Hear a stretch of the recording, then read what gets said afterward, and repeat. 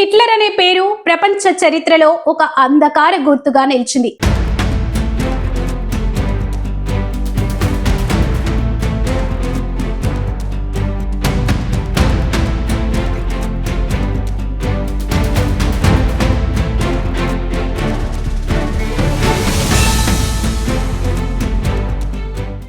అతను 1889 April 20న ఆస్ట్రియాలోని brown Aam in అనే చిన్న పట్టణంలో జన్మించాడు. చిన్ననాటి నుంచి హిట్లర్ ను కలలు కనడం అలవాటు. అతను పెద్దయ్యాక ఒక గొప్ప కళాకారుడు కావాలనే ఆశయంతో వియన్నాలోని ఆర్ట్ అకాడమీకి 2 సార్లు దరఖాస్తు చేసుకున్నాడు. కానీ 2 సార్లు తిరస్కరించబడ్డాడు. ఆ కాలంలో అతను తీవ్రమైన నిరాశతో పేదరికంలో జీవించాడు. అదే సమయంలో ఇతనిలో జర్మన్ జాతి మక్కువ, జాతీయవాద భావాలు, జూదాలకు వ్యతిరేకత, యాంటీ సెమిటిజం బలంగా పెరిగాయి. 1914లో మొదటి ప్రపంచ యుద్ధం ప్రారంభమైనప్పుడు హిట్లర్ జర్మన్ సైన్యంలో చేరి పోరాట దౌత్యాధికారిగా పనిచేశాడు. అతని సాహసానికి పలు పథకాలు లభించాయి. కానీ 1918లో జర్మనీ ఓడిపోయింది. ఇది హిట్లర్ మనసులో తీవ్ర ప్రతిస్పందనను కలిగించింది. ఇతను జర్మనీ ఓడిపోవడానికి రాజకీయం, కమ్యూనిజం, యూదులే కారణమని నమ్ముతున్నాడు. ఈ అనుభవమే అతని భావజాలానికి ఆధారంగా మారింది. యుద్ధం తర్వాత అతను జర్మన్ వర్కర్స్ పార్టీలో చేరి దాన్ని నేషనల్ సోషలిస్ట్ జర్మన్ వర్కర్స్ పార్టీగా మార్చాడు.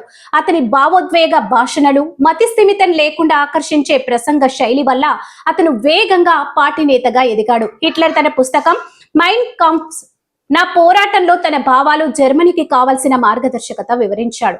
1923లో హిట్లర్ బియర్ హాల్ పుటుష్ ద్వారా ప్రభుత్వాన్ని గద్దెదించేందుకు ప్రయత్నించాడు. కానీ ఈ ప్రయత్నం విఫలమై అతన్ని అరెస్ట్ చేసి జైల్లో పెట్టారు. జైల్లో ఉన్న సమయంలోనే అతను మైన్ కాంప్ఫ్ రాశాడు. జర్మనీ ఆర్థికంగా తీవ్ర సంక్షోభంలో ఉన్న సమయంలో హిట్లర్ తన వాగ్దానాలు, జాతి గర్వం ఆధారంగా ప్రజలను ఆకర్షించి 1933లో ఛాన్సలర్ గా నియమితుడయ్యాడు. తర్వాత రైట్ స్టాక్ అగ్ని ప్రమాదంను అవకాశంగా మార్చుకొని ఎనేబ్లింగ్ యాక్ట్ ను అమలు చేయించాడు. దీని ద్వారా అతనికి నియంతృత్వ అధికారాలు లభించాయి.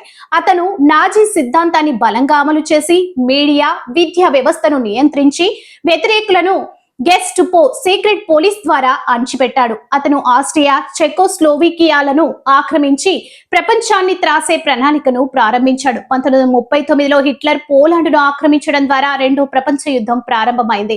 మొదట్లో అతని యుద్ధ ప్రణాళికలు విజయం సాధించాయి. ఫ్రాన్స్, నార్వే, నెదర్లాండ్స్, సోవియట్ యూనియన్లలో భాగాలను ఆక్రమించాడు. అదే సమయంలో అతను ప్రపంచాన్ని షాక్ కి గురి చేసే హలోకాస్ట్ ను ప్రారంభించారు. దీనిలో 6.5 మిలియన్ల యాదులు, ఇతర మైనార్టీలను మృత్యు శిబిరాల్లో మోసపూరితంగా చంపించారు.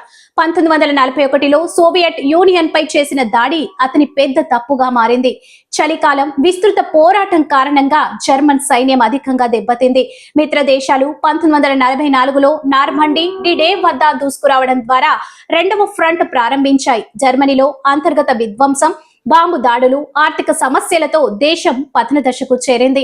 1945 ఏప్రిల్ నాటికి సోవియట్ సైన్యం బెర్లిన్ ను చుట్టుముట్టింది. అప్పటికే హిట్లర్ బంకర్ లో నిరాశతో గడుపుతున్నాడు. ఏప్రిల్ 30, 1945న అతను తన ప్రేయసి ఎవా బ్రౌన్ తో కలిసి ఆత్మహత్య చేసుకున్నాడు. మే 8, 1945న జర్మనీ లొంగిపోయింది. హిట్లర్ కలల సామ్రాజ్యం నాటి నియంతృత్వం పూర్తిగా కోల్పోయింది. హిట్లర్ ఒక మానవుని కలలు, క్రూరత్వం, అహంకారంతో మిళితమైన ఎలా ప్రపంచాన్ని నాశనం చేయగలవో అందరికీ బోధించాడని చరిత్ర చెబుతుంది. అతని నాయకత్వం వల్ల ప్రపంచ యుద్ధం జరిగి 70 మిలియన్లకు పైగా ప్రాణాలు పోయాయి.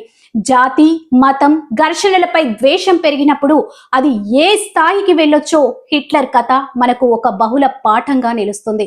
లైక్ చేయండి, షేర్ చేయండి. ఇంకా ఇలాంటివి తెలుసుకోవడానికి Telugu facts and history channel ని సబ్స్క్రైబ్ చేయండి.